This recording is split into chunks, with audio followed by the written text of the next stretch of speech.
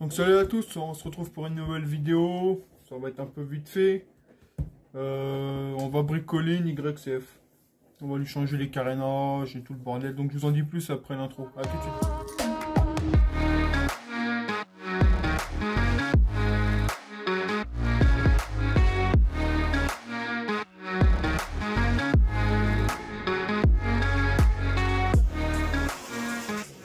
Bon alors voilà. Donc en fait aujourd'hui ce qu'on va faire c'est qu'on va bricoler une YCF SP2 150 Biggie. C'est 2019. 2018. 2019, elle a pas 3 ans ta machine. Ouais, Donc au programme, qu'est-ce qu'il faut lui faire? Bah lui changer les carénages. Parce que je vais vous montrer un truc après. Changer les carénages. Parce qu'il va la mettre en full blanc. Et je sais plus, régler l'amortisseur arrière. Regarder sa soupape d'échappement. Il doit être sûrement déréglé. Ouais, mais pour faire ça, faut déjà faire la soupape, je crois pas. Ouais, et puis regardez si avec l'allumage là, on peut mettre le feu sur cette photo. Donc on va regarder tout ça. Bon, bah on va commencer par virer tous les carénages. C'est parti. Allez, c'est parti. On vous reprend après. On démonte ça. Donc le voilà, vous m'excuserez, il y a la machine à laver qui tourne. Bah ouais, bah faut bien se laver le cul aussi. Hein. Alors là on a démonté le carénage arrière. Bah elle est crade, hein, mais bon, c'est sa moto à lui, hein. Donc après il se démerde. Hein. Ouais, il faut rouler la lumière avec lui. Donc là il a démonté le carénage arrière. Parce qu'il les avait cassés, donc on va les remplacer par des neufs. Là il démonte les latérales, enfin les ouïes quoi. La vis là, la vis là, la vis là. C'est pas très compliqué à démonter. Je vous montre pas comment on les démonte, parce que tout le monde a une YCF, ça sert à rien de faire un tuto là-dessus. Donc là on finit de démonter tout. Pour pouvoir continuer. Donc la petite YCF Piggy avec son échappement factory. Pour ceux qui se demandaient la dernière fois qu'est-ce qu'il avait dessus. Bah échappement factory. Il a un moteur 150 avec un filtre à l'huile, je sais plus c'est quoi celui-là. C'est un type CRF. Ouais, type CRF. Il va passer maintenant 190, je vais te passer devant. Ouais, rien du tout. Il a ça, il a un Carbu 30 PWK comme la mienne.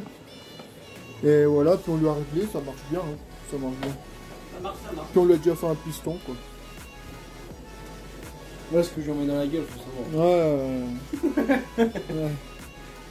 Donc voilà. Donc on continue le démontage. Une fois qu'on a démonté ça, bah, on vous reprend pour la suite. Donc voilà. C'est bon, les carénages sont démontés. Donc là, on lui a regonflé l'amortisseur. Parce qu'il l'a trouvé un peu molle, donc on lui a regonflé. Maintenant, on va s'attaquer au réglage des soupapes. Donc pour ceux qui me demandaient, c'est 0,5 à l'admission, 0,7 à l'échappement. Enfin, 0,05 à l'admission et 0,07 à l'échappement. N'allez pas mettre autre chose. Hein. N'allez pas vous amuser à mettre des 0,7, des 12, des 14. C'est pas fait pour ça. Hein. Donc là on va lui faire ça. Je vais pour éviter qu'il perde de l'huile, on va la lever nous. Donc je vais vous montrer un peu comment qu'on fait. Mais je reviendrai plus en détail une prochaine fois. Mais pour l'instant on va déjà ouvrir ici. Donc celle-ci c'est la soupape admission. Celle d'en dessous ici, soupape échappement. Bon bah là en dessous. 0,5 là et 0,07 voilà. En dessous. 0,5 ici. 0,7 en bas. Et ça on le fait qu'un jeu de cale, donc je vais vous montrer ça tout de suite. Bon allez c'est parti. Donc là nous avons la soupape d'admission. Et en dessous la soupape d'échappement. Mais déjà avant de toucher à quoi que ce soit, il faut démonter le carter allumage, aligner les repères. Et démonter le cache aussi que la chaîne de distribution pour aligner les repères. Donc, vous ne pouvez pas régler les soupapes à l'arrache comme ça sans aligner les repères, sinon ça ira jamais. Donc on démonte les caches allumage, on vous montre ça. Allez à tout de suite. Donc voilà. Donc pour faire le jeu des soupapes, vous démontez le cache allumage qui est là. Et vous démontez le cache distri qui est là.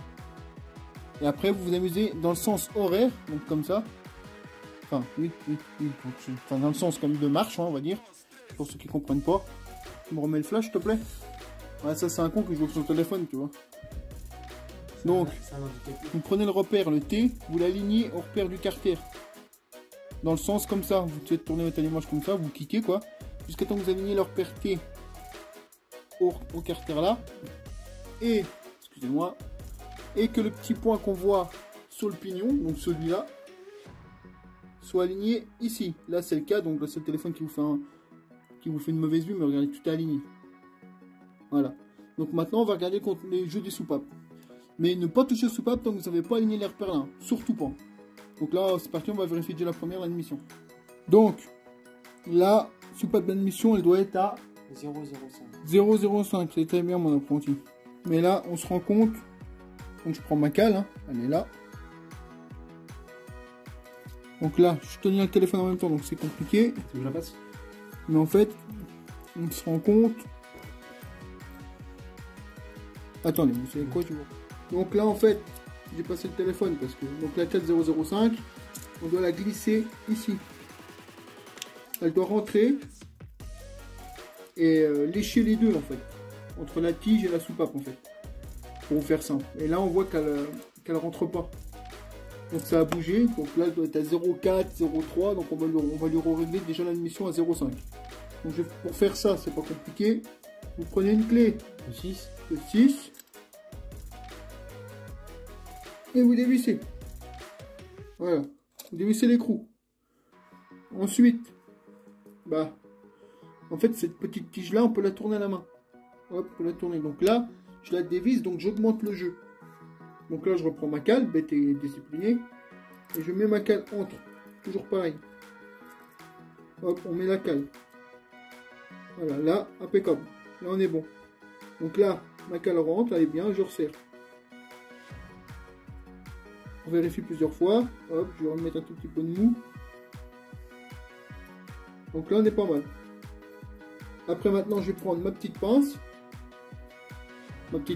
Allez là.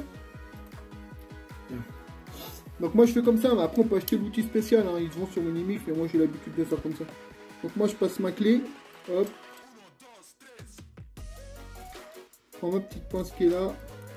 Et on serre. Je tiens. Et je vais insérer. Doucement. Voilà. Et ensuite, on reprend notre petite cale de 5. On vient contrôler. Bon, des fois ça peut bouger, hein. Ça arrive que ça bouge. Mais là en l'occurrence, on est bon. La cale passe bien. Là voilà, la cale passe bien, elle touche les deux. Donc on est bon. Donc maintenant on va passer à l'échappement 0,07. On fait ça et je vous reprends. Donc là on passe à la soupape d'échappement. Donc celle-là c'est 0,07. Et là on la passe. Parce que là je vois rien, c'est mort. Donc là on la passe. Et on voit qu'elle a beaucoup de jeu. Ça rentre trop facilement. Donc là on va la resserrer. Elle doit être à 0,9 là je pense. Donc on va la resserrer. On va refaire le jeu. Donc celle-ci c'est 0,07. Donc je fais ça et je vous reprends et je vous montre à la fin. Donc là je l'ai resserré. Et là on voit que le jeu de cale il passe mais on entend frotter un peu. Donc là on est bon. On a le bon jeu, on a 0,07. Donc voilà pourquoi il faut acheter un jeu de cale et pas le faire avec du carton ou je sais pas trop quoi.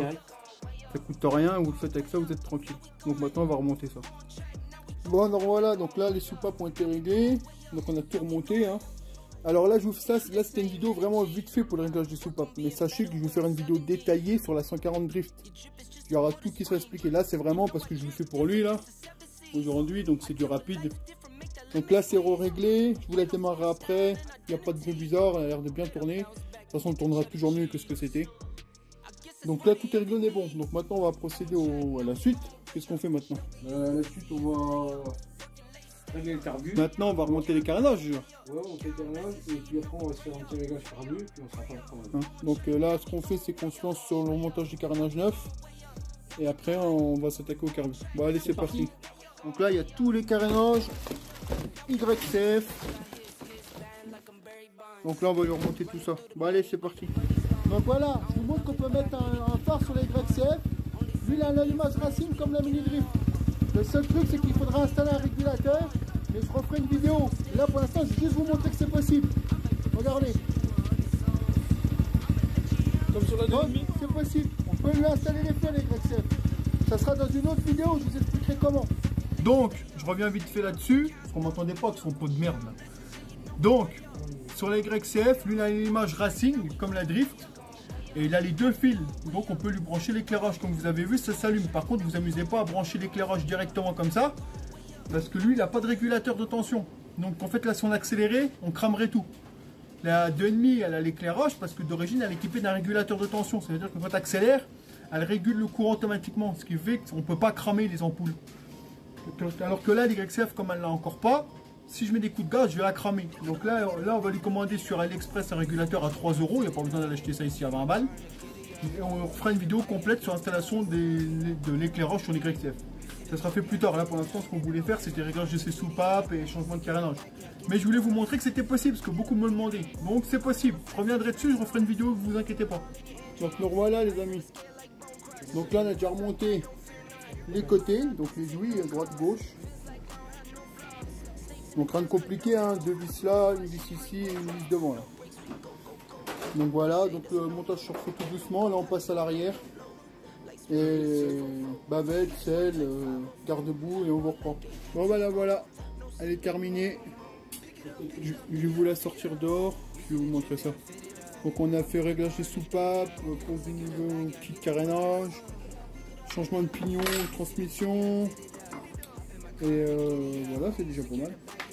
Donc on va vous la montrer dehors. Donc là voilà, fini. Là voilà, terminé. Nouveau kit carénage. Et qu'est-ce qu'on voit devant? On voit le garde-boue et la plaque avant de la CRZ 250. On lui a adapté dessus. Je vais donner parce que moi je change totalement la déco. Donc YCF 150 SPI2 2019. Entièrement révisé. Il faut la démarrer pour voir si c'est bon. Donc démarre, vas-y démarre. Normalement ça démarre tout seul. Soupape réglée.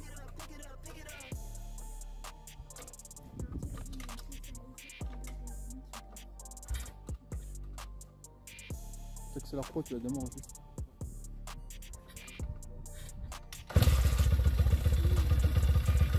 Voilà, un coup de kick et ça démarre.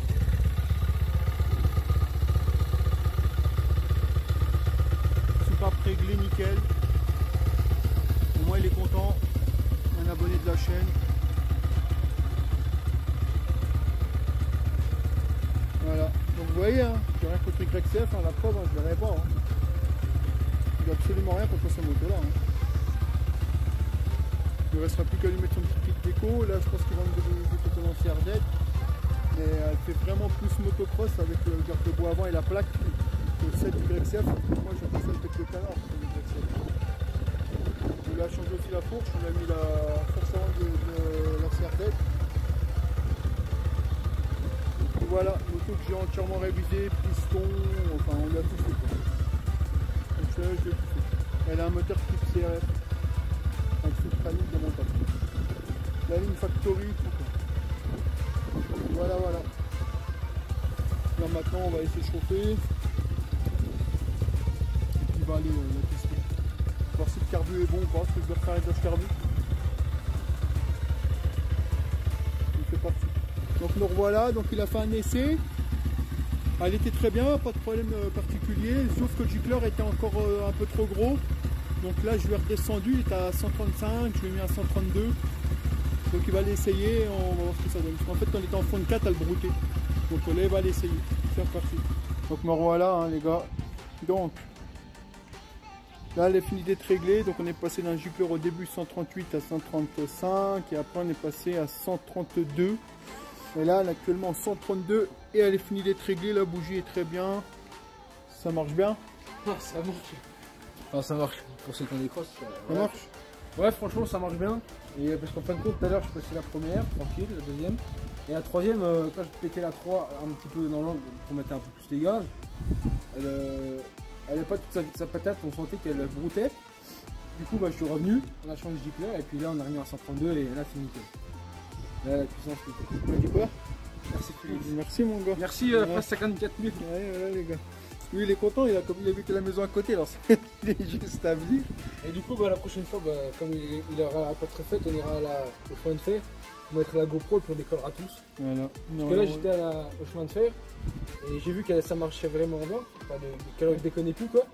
Et il y avait une montée comme ça et après, bah, ça fait le chemin de fer. Mais là, je suis arrivé à fond, j'ai tiré sur le guidon et j'ai décollé. Je suis content. Non, elle marche bien là. Non, franchement, elle est nickel. Merci pour le garde-boue. Soupape et tout, gros. Hein? Soupape réglée au top et tout. un garde-boue de CRZ. Je suis désolé, mais les gars, soyez objectifs, hein, sans mentir. Franchement. Je parle pas des restes carnage parce que c'est d'origine, mais l'avant. Avec le garde-boue et la plaque de la CRZ, on est bien d'accord que ça fait vraiment plus cross que le vieux garde-boue avec des canards de chez YCF. Je suis désolé, non mais même toi tu le dis, c'est ta moto. Là ça fait vraiment moto quoi. Donc voilà, une moto de plus de réparer. Et voilà. Voilà, donc aujourd'hui, pour récapituler un peu le truc, le montage des carnages complet, l'amortisseur qu'on avait remonté mais qui ne faisait pas parce que c'était trop. Ça sautait. Ça sautait. On l'a redescendu un petit peu. On l'a regonflé aussi. On l'a regonflé aussi, avec une pompe de vélo. On a fait des soupapes, admission, échappement, 0,5 et 0,7. 0,5 et 0,7. Qu'est-ce qu'on a fait d'autre? La fourche, on a changé aussi. On a changé la fourche dans une vidéo qui viendra. On a mis la fourche de la CRZ, on a mis le garde-boue avant la CRZ, la plaque forte. Donc après il va poser son déco dessus, hein, mais là elle est réparée. Sachant que je vais pas faire un petit kit déco, je vais faire comme 2-3 petits autocollants. Sachant que lui, le moteur, c'est pas le moteur d'origine, c'est un moteur type CRF 150 avec le filtre à huile démontable, on va le voir ici. Là. Donc le moteur a été changé complet, il a posé la ligne Factory de chez YCF et un carbure 30 PWK et un allumage Racing. Ouais. Donc bientôt il y aura une nouvelle vidéo, on va lui poser l'éclairage, hein, parce que je vous ai montré vite fait que c'était possible. Et voilà, donc là pour l'instant c'est terminé. Je sais pas si je vais faire comme Félix avec le phare là. Si je mets un, j'en mettrai deux. Ou soit si je mets une petite plaque forte. Ah bon, je sais. Voilà. Je fais ça dans la prochaine vidéo. Donc en tout cas merci, hein, ça fait une nouvelle vidéo, merci à vous, on a dépassé les 1000 abonnés, c'est vraiment excellent. Je vous dis à bientôt pour une prochaine vidéo et puis dites-moi en commentaire si vous aimez bien ce type de vidéo, hein. C'est un peu fait, on va un peu à la va-vite on va dire, mais c'est réparation quoi, vite fait. Bon, tenez-moi au courant dans les commentaires, dites-moi ça vous plaît et j'en ferai sûrement d'autres. Allez, je vous remercie, ciao, ciao. Salut papa.